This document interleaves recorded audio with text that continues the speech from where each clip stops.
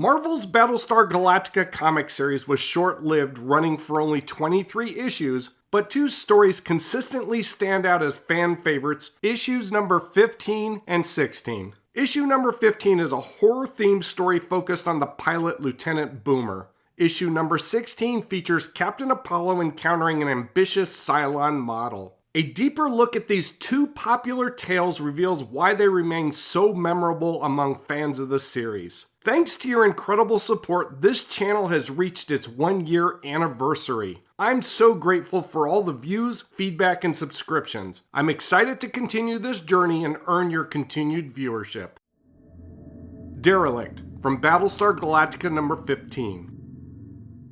Low on food and fuel, the Galactica launches a shuttle with Lieutenant Boomer, Flight Sergeant Jolly, and Cassiopeia to investigate a distress call while Apollo flies escort in his Colonial Viper. When they near the source of the signal, Apollo immediately recognizes it as an old Caprican battlecruiser. The shuttle is prepared to dock with the larger craft when suddenly they are fired on by cannons. Depleted of energy, the cannons fall silent and Lieutenant Boomer volunteers to board the vessel. He dons a spacesuit and maneuvers to the ship. After blowing a hatch, he boards the craft and is immediately attacked by a horde of monsters. He notifies Apollo of his situation and uses a concussion grenade to chase away the creatures. He uses another concussion grenade to block the corridor and leaves to the bridge. On the bridge, he finds dead bodies strewn about and a lone survivor. Boomer holds the survivor as she explains what happened. The Cylon fleet attacked the planet Caprica, and people fled underground into the sewers waiting for the Colonial fleet to rescue them. The attack on Caprica while the Galactica bridge crew watched was shown in the pilot, and these panels are a powerful reminder of the devastation inflicted on humanity by the robotic Cylons.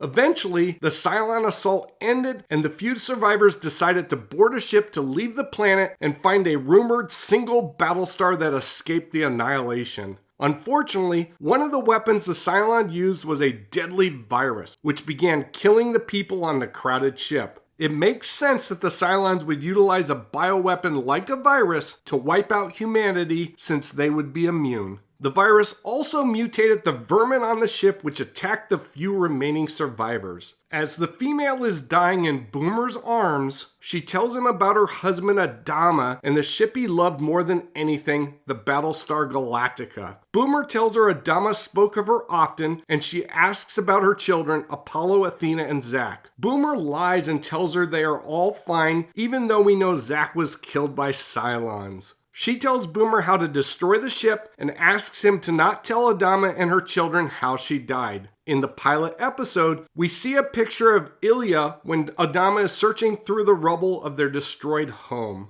Apollo suggests she wasn't there, but Adama is certain she was. It is a poignant moment in the show, but for this comic story to deliver, I cannot think of another character that would have worked better here. Boomer turns off the fusion reactor and fights his way through the mutated monsters to an escape hatch and is blown into outer space. Jolly pilots the shuttle to pick him up, and they flee before the battle cruiser explodes. Apollo asks, and Boomer tells him there were no survivors. The story is co-written by Roger McKenzie and Walt Simonson, and the art is by Walt Simonson with inks by Klaus Janson. Simonson's work is dynamic as expected. Interestingly, Boomer's spacesuit doesn't look like the costume worn by Apollo in the episode Fire in Space. I actually liked the comic spacesuit more. Cassiopeia is barely in the story, and the only speaking lines she has are when she informs Boomer and Jolly the cruiser's weapons are powering up. On the letter page, it mentions that a forthcoming movie is reputedly being scripted by Isaac Asimov, but all I could find about this says that Isaac Asimov had some negative things to say about the pilot, and Glenn Larson was going to bring him on board as a consultant and writer.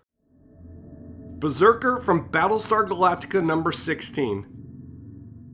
Still low on fuel, the Galactica readies a geological team to survey a nearby volcanic planet for Tylium deposits. They receive a signal from a Cylon intruder alarm, and Commander Adama orders the transmission jammed before it broadcasts their location. They track the signal to a Cylon tracking satellite, and Adama orders a Viper patrol to destroy it. 4 members of Delta Patrol led by Captain Phoebos launch, but before they can destroy the satellite, they realize the satellite is linked to the world below, and destroying it will blow up the planet as well. Phoebos orders one member of his patrol to return to the Galactica to request a bomb squad. On the Galactica, Master Tech Shadrach has assembled a team to disarm the satellite, and Apollo volunteers Epsilon Patrol to fly an escort. In the television series, Apollo leads Blue Squadron, which includes pilots Starbuck and Boomer. In this issue, we are given 2 new squadron designations, Delta and Epsilon Patrols. I really like that Master Tech Shadrach, introduced in Battlestar Galactica number 6 and last seen in issue number 14, was used in this story. When the shuttle with Shadrach and his crew approach the satellite, Delta Patrol is missing, but an unknown spacecraft appears and begins firing on them.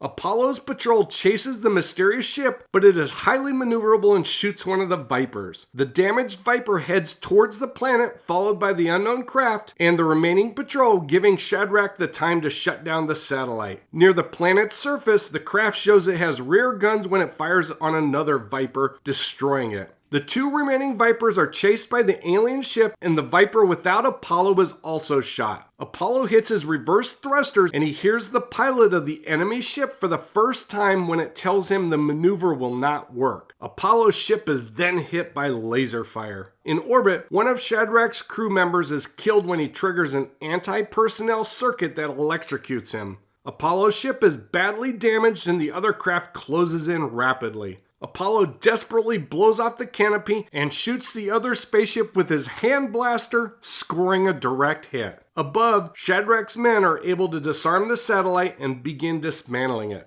Apollo's Viper and the other craft crash on the planet's surface. As Apollo approaches the wreckage, the pilot emerges and congratulates the captain for bringing down an Imperator. The robot says it is one of 7 Mark III Imperator series Cylons. The Imperious leader feared their indestructibility and ambitions and banished them to the perimeters of the Cylon Empire. These robots have been waiting for a faster-than-light ship so they can return to the Cylon Empire and take over. The Imperator draws a sword to attack, but Apollo is able to evade it. As the enemy closes in, Apollo is able to shoot the ledge out from underneath it, sending it into the lava below. With communications working again, Apollo is able to contact the Galactica to pick him and other survivors up and to send a mining team down to the surface to retrieve the much-needed Tylium. Weeks later, the Imperator is able to claw its way out of the lava. It then begins assembling a sublight spacecraft from the Colonial Vipers wrecked on the surface of the planet. This is another really good tale that unfortunately never saw a sequel due to the title ending. I imagine the Cylon Empire had more to fear from the Imperator being free to leave the planet than the humans.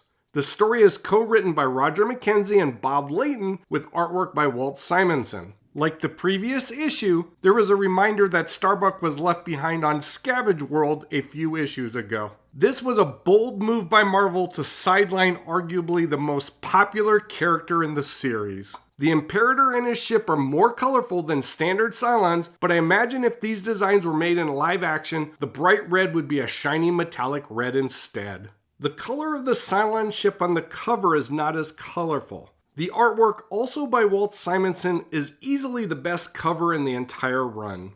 Thank you for watching this video. If you enjoyed it, please click the like button. If you would like to see more content like this one, please subscribe. And as always, leave a comment letting me know what you think.